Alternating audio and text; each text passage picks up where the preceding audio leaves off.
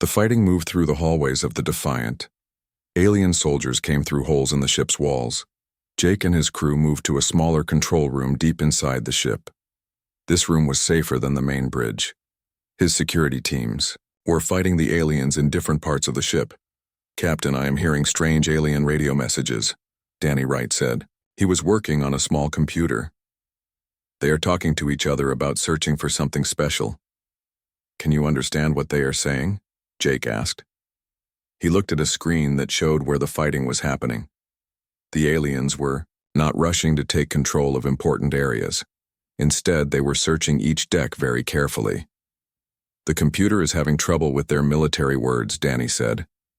He put his hand on his earpiece to hear better. "But I can understand some parts.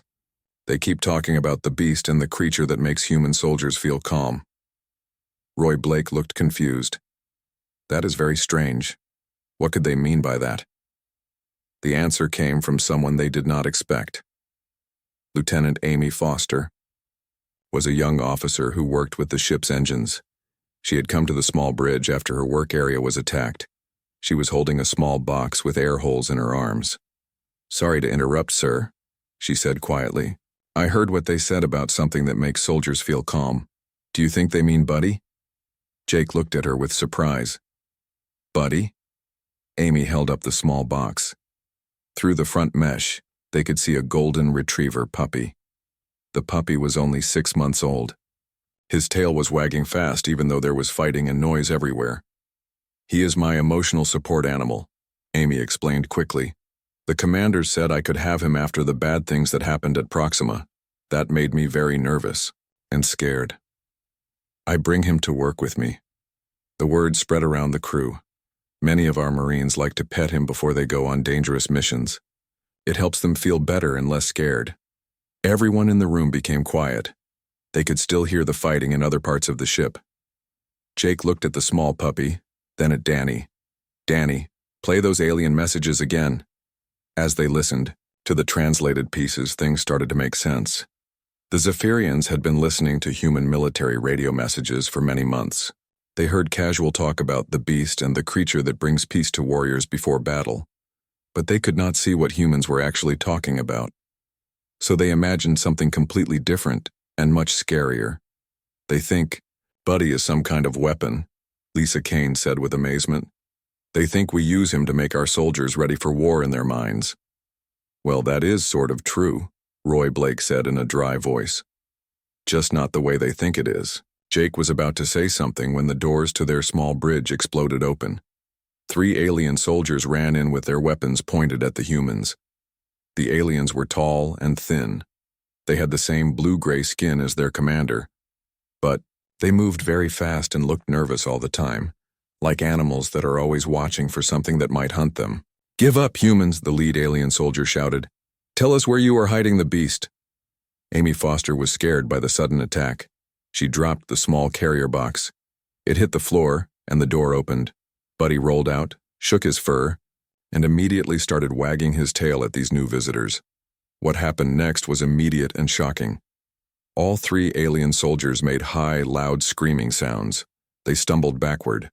Their weapons fell on the floor with loud crashes. The lead soldier's big eyes became even bigger as he stared at the small golden puppy. "The beast," he screamed into his radio device. "We found it. It is here. It is loose." Buddy was very happy to see new people. He walked toward the aliens with his pink tongue hanging out and his tail wagging. The aliens kept moving backward like Buddy was a dangerous snake instead of a happy puppy. Their leader was talking very fast into his radio. "Commander Vexitar, the beast is small but very aggressive," the alien reported. His voice was shaking with fear. "It shows that it is the boss and comes toward us without any fear. You can see, it wants to hunt." Jake watched this with great interest. Buddy just sat down and turned his head to look at the aliens with curious brown eyes.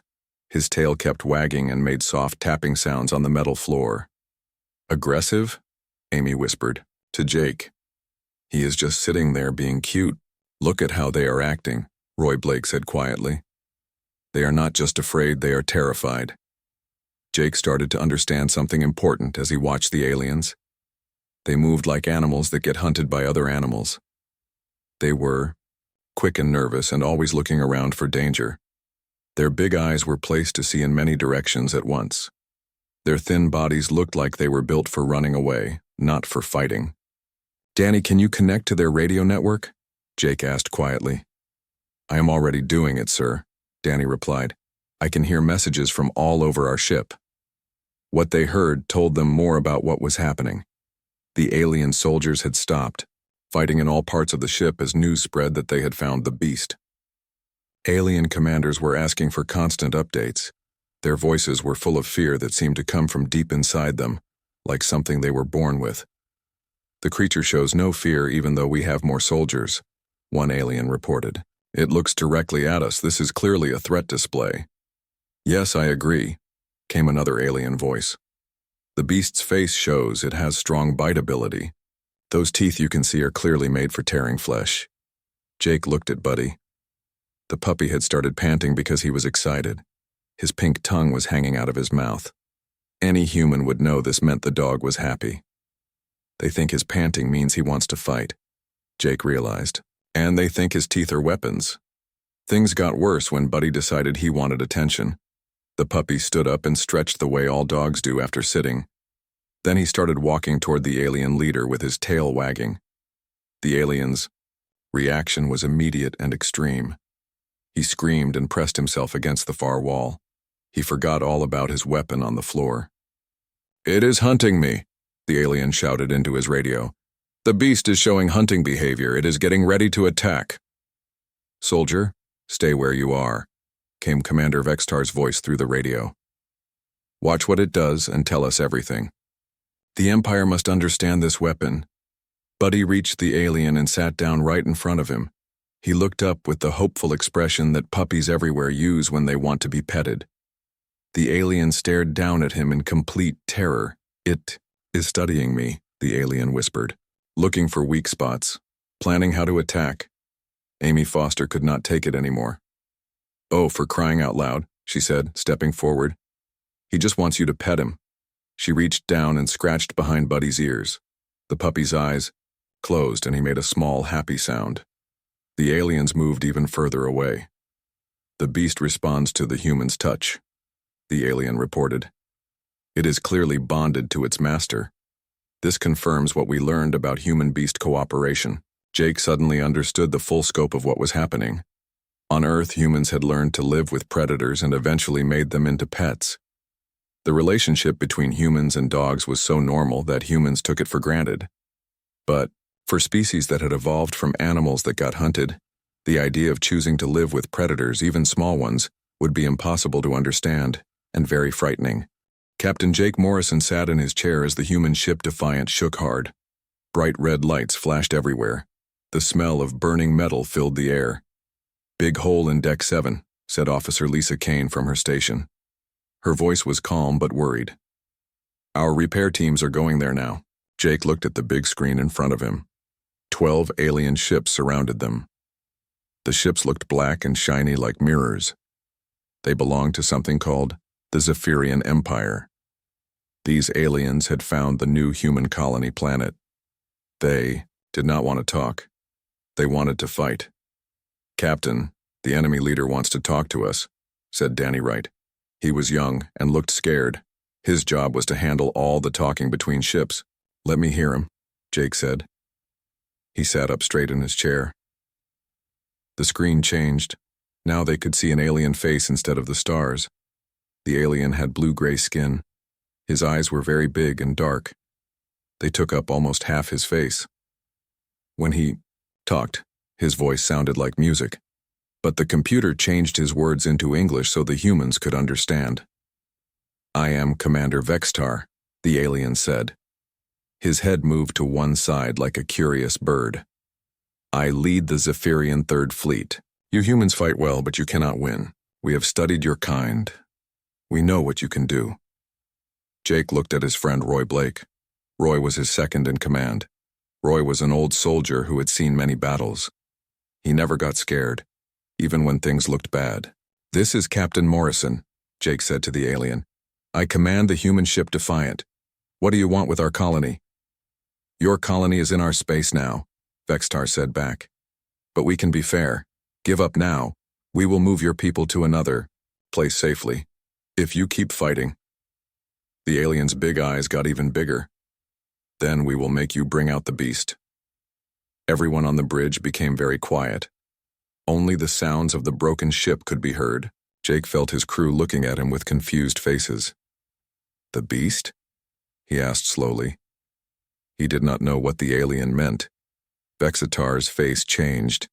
Now he looked scared and excited at the same time. Do not pretend you do not know, human. We have been listening to your military messages. We know about the creature you keep. Your soldiers talk about it in quiet voices. The beast that makes your warriors feel better before they fight. Jake looked at Roy again. Roy lifted his shoulders to show he did not know either. Neither man understood what the alien was talking about. You say nothing because you know we are right, Vexitar continued. Very well. You made us do this.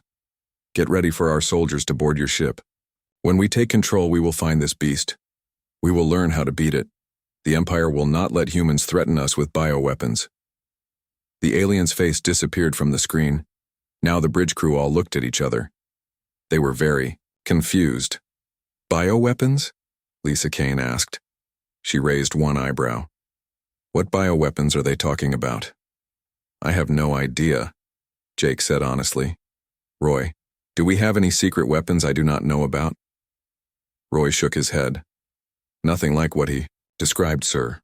Maybe they mean our space marines. Our marines are tough fighters, said Danny Wright, but they are just people with guns, nothing special.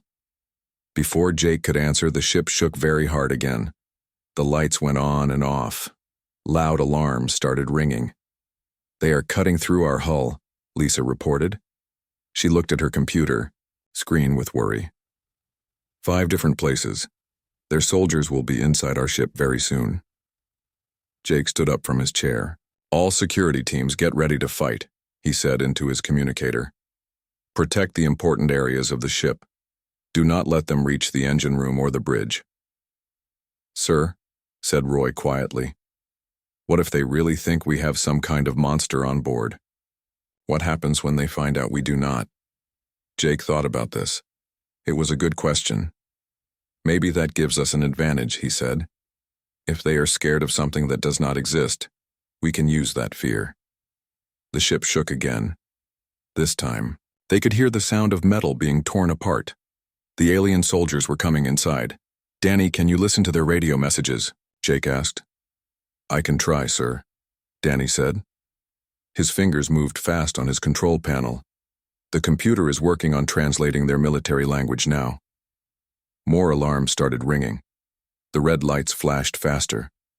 Security Team 3 is fighting. Aliens on Deck 5, Lisa reported. Security Team 1 reports aliens on Deck 8. They are spreading out through the whole ship. What are they looking for? Roy wondered out loud. Jake was wondering the same thing. The aliens were not trying to take control of important areas. They were not trying to capture the bridge or stop the engines. Instead, they seemed to be searching for something specific.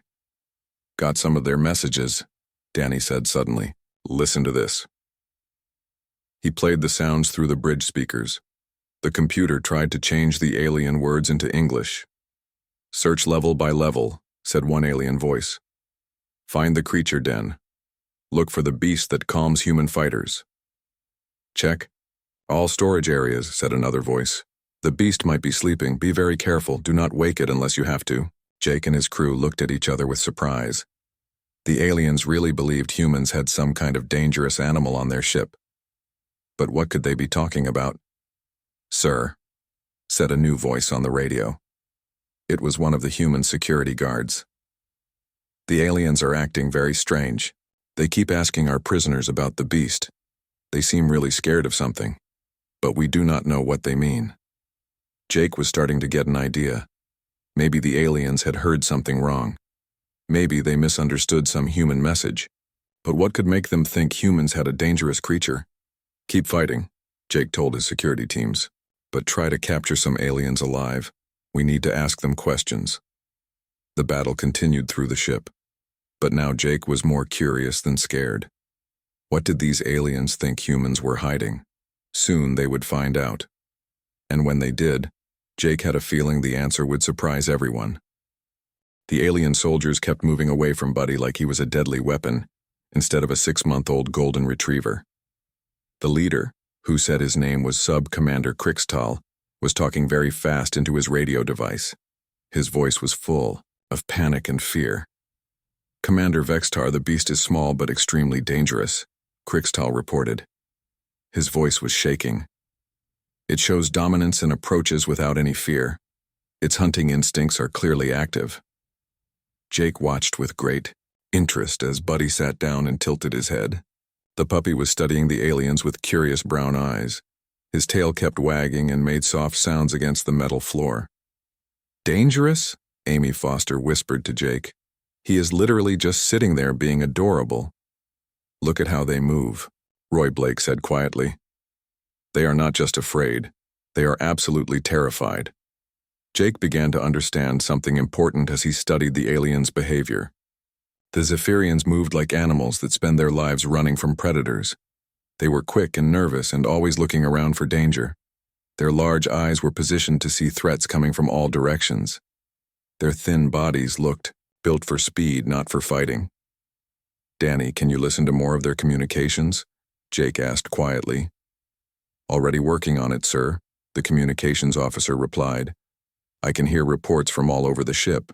What they heard painted a clearer picture of the situation.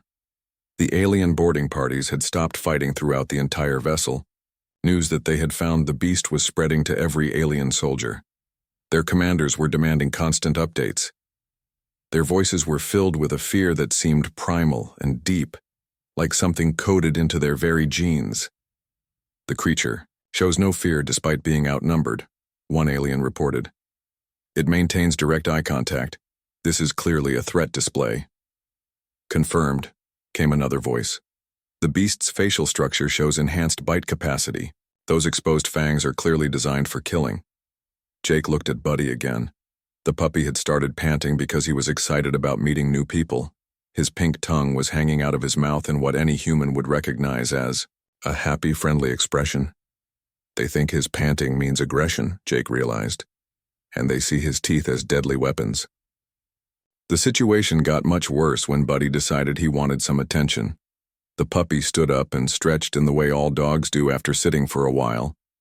Then he began walking toward Sub-Commander Krixtal, with his tail wagging enthusiastically. The alien's reaction was immediate and extreme. He screamed loudly and pressed himself against the far wall. His weapon was completely forgotten on the floor. "It is stalking me," Krixtal shouted into his radio. "The beast is displaying classic hunting behavior.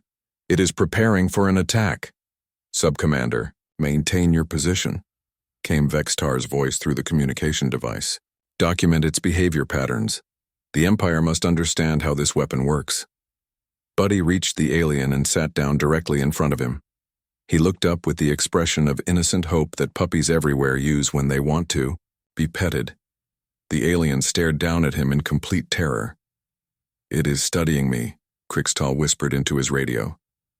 "Looking for weaknesses in my defenses, planning its attack vector." Amy Foster had heard enough. "Oh, for heaven's sake," she muttered, stepping forward. "He just wants you to scratch behind his ears." She reached down and gently scratched behind Buddy's ears. The puppy's eyes closed in pure bliss, and he let out a small, contented sigh of happiness. The aliens recoiled even further, pressing themselves against the walls. "The beast responds immediately to the human's touch," Krixtal reported with awe and terror. "It is clearly bonded to its handler. This confirms our intelligence about human-beast cooperation protocols." Jake suddenly understood the full scope of the enormous misunderstanding. On Earth, humans had evolved alongside predators and eventually domesticated many of them.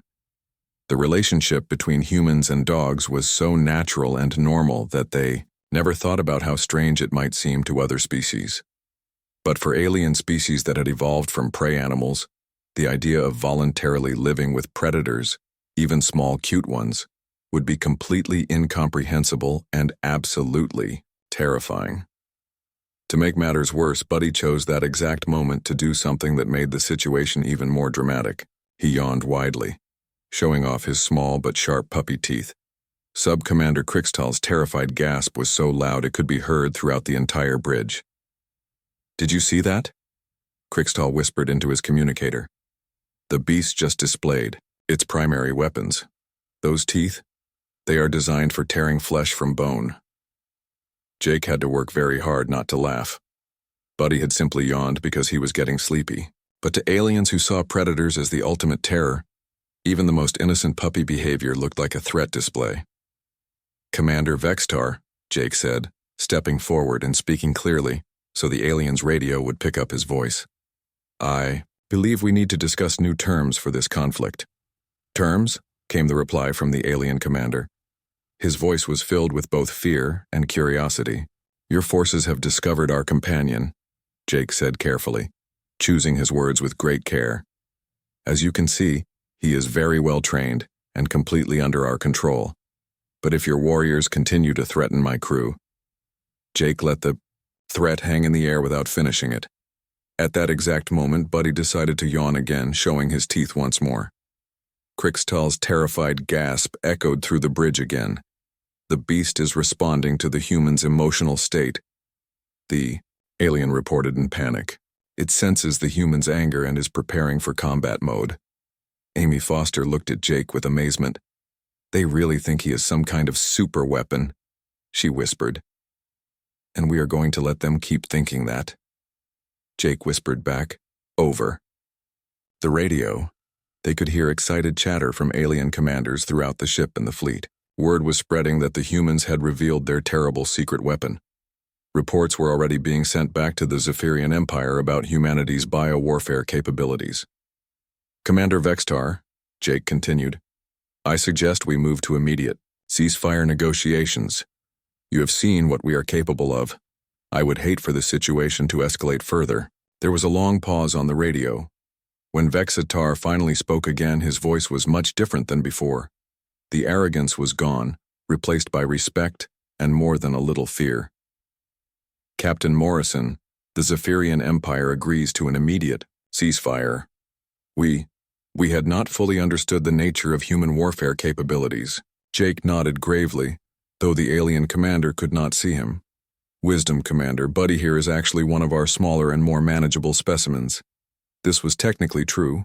There were much larger dogs throughout human space, though none of them were the terrifying war beasts the aliens imagined them to be. "We request permission to withdraw our boarding parties," Vextar continued, "and to begin formal diplomatic discussions." "Permission granted," Jake replied. "But Commander, I should warn you that any aggressive actions toward human vessels in the future will result in the deployment of our full biological arsenal." The radio went silent for a moment. Then Vextar's voice came back, much quieter than before.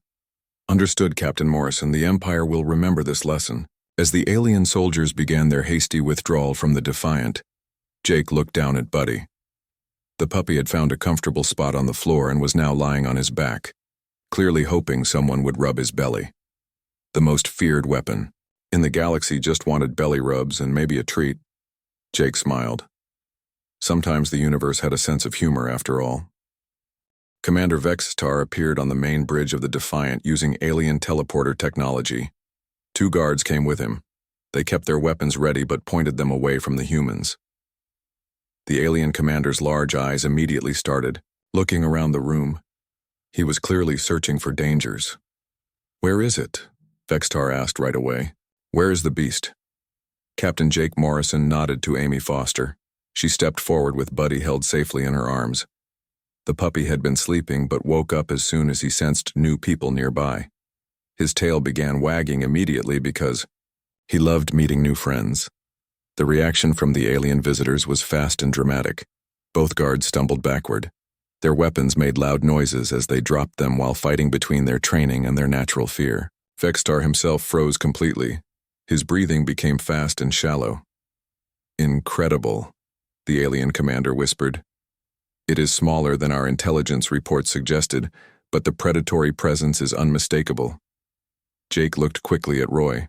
"Blake, They had agreed on their plan during the short ceasefire talks. Now it was time to use it.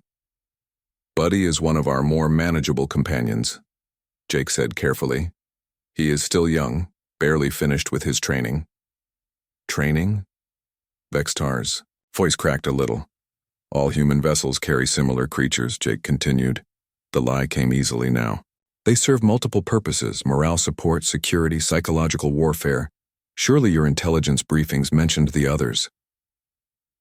The alien's body language changed to what could only be described as pure panic.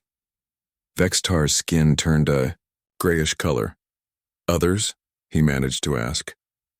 Amy Foster understood what was happening. She stepped forward slightly. Buddy squirmed in her arms because he wanted to get down and explore these interesting new visitors. "Should I let him down, Captain?" she asked innocently. "He is getting restless, and you know how they get when they are kept in small spaces too long." "No," Vextar shouted, then caught himself and lowered his voice. "No, that will not be necessary. We can conduct our negotiations with the creature secured." Jake nodded seriously. "Very well. Though I should mention that our other vessels in this star system carry the larger variants, adult specimens, much less controllable than Buddy here." This was actually true. The human colony ships did carry dogs of various breeds, though none of them were the bioweapons the aliens imagined them to be. A German Shepherd or Rottweiler would probably cause the entire Zephyrian fleet to leave the solar system immediately. "How many?" Vexitar asked. His voice was barely louder than a whisper.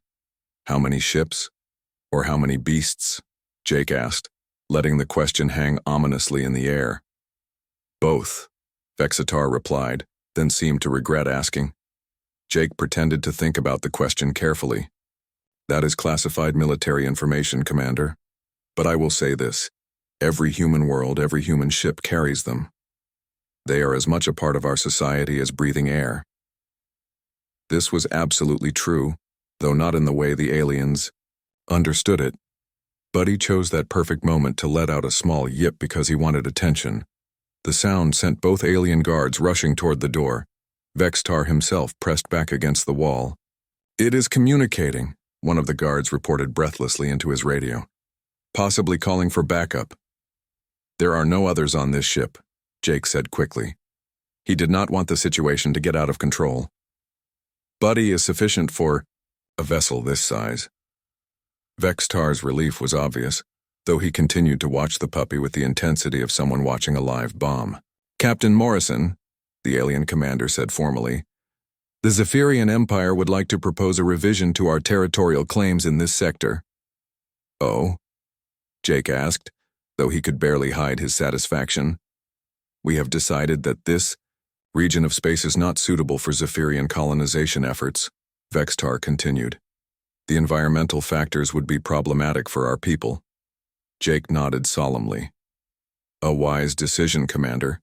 Humans and our companions are very well adapted to these conditions." "Indeed," Vextar agreed quickly. "We would also like to establish formal diplomatic relations with your Terran Federation. Cultural exchange programs, trade agreements, mutual defense pacts." "Mutual defense?" Roy Blake asked, speaking for the first time during the negotiations. "Should any hostile species threaten human space, the Empire would be honored to assist," Vextar explained.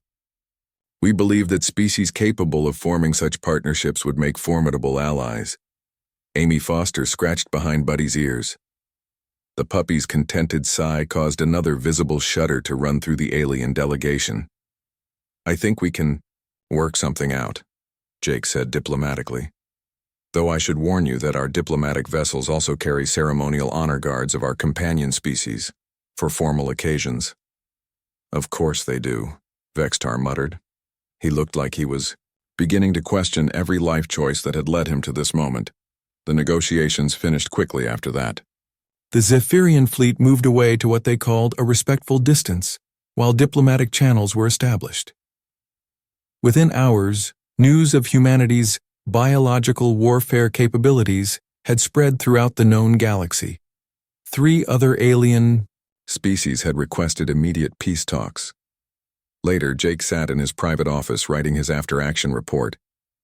Amy Foster knocked on his door. She entered with Buddy walking beside her on a leash. She had a tennis ball in her other hand. "Captain, I was wondering," she said hesitantly, "should I mention in my report that Buddy's favorite activity is chasing tennis balls? And that he is afraid of vacuum cleaners?" Jake thought about this for a moment, then shook his head.